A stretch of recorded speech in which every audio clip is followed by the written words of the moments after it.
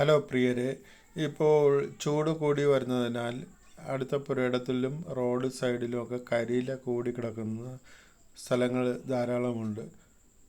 ഇപ്പം ചൂടിൻ്റെ പ്രശ്നം കൊണ്ട് തീ പിടിക്കാൻ സാധ്യതയുണ്ട്. അപ്പോൾ സിഗരറ്റ് വലിക്കുന്നവരും മറ്റും സിഗരറ്റ് ഈ റോഡ് സൈഡിലൊന്നും വലിച്ചെറിയാതിരിക്കുക. കരിയില നല്ലതുപോലെ ഉണങ്ങി കിടക്കുന്നതുകൊണ്ട് അതിലേക്ക് തീ പടർന്നു പിടിക്കാം. ട്രിവാൻഡ്രം ഡിസ്ട്രിക്റ്റിൽ ഇപ്പോൾ ചൂട് കൂടുതലാണ്. മഴ ഇതുവരെയ്ക്കും ഇവിടെ കിട്ടിയിട്ടില്ല. അപ്പോൾ കഴിവതും ഒന്ന് ശ്രദ്ധിക്കുക. ഇല്ലെങ്കിൽ ഇതുപോലെ തീ പടർന്നു പിടിക്കാൻ സാധ്യതയുണ്ട്. ഇതിപ്പോൾ മരങ്ങളൊന്നും ഇല്ലാത്തത് കൊണ്ടും രാത്രി അല്ലാത്തത് കൊണ്ടും നമ്മൾ ഇവിടെ ഉള്ള പരിസര നിവാസികൾ ഇത് കണ്ട് തീ അണയ്ക്കുകയായിരുന്നു.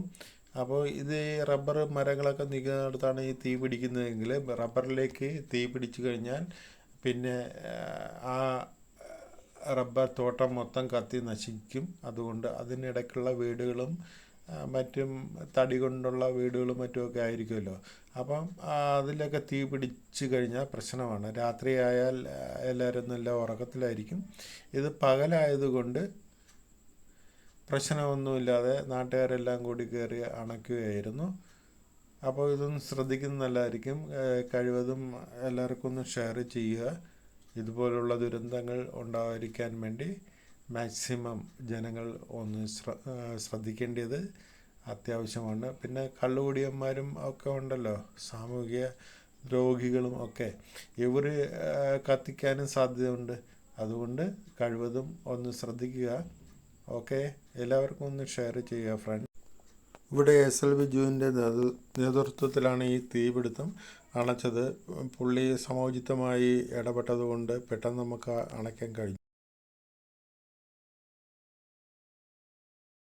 ഞങ്ങൾ ഫയർഫോഴ്സിനെ പലതവണ വിളിച്ചിട്ടും കിട്ടിയില്ല. മറ്റൊന്നും കൊണ്ടല്ല, ഇതുപോലെ ട്രിവാൻഡ്രം ഡിസ്ട്രിക്റ്റിൽ പല സ്ഥലങ്ങളിലും തീപിടുത്തം ഉണ്ടാകുന്നുണ്ട്. അപ്പോൾ അവരെല്ലാം ബിസി ആയിരുന്നു. പല സ്ഥലത്തും ഇങ്ങനെ തീ അണയ്ക്കാൻ പോയത് കൊണ്ട് നമ്മൾ വിളിച്ചിട്ട് കിട്ടിയില്ല. കഴിവതും നിങ്ങൾ സൂക്ഷിക്കുക. ഓക്കെ.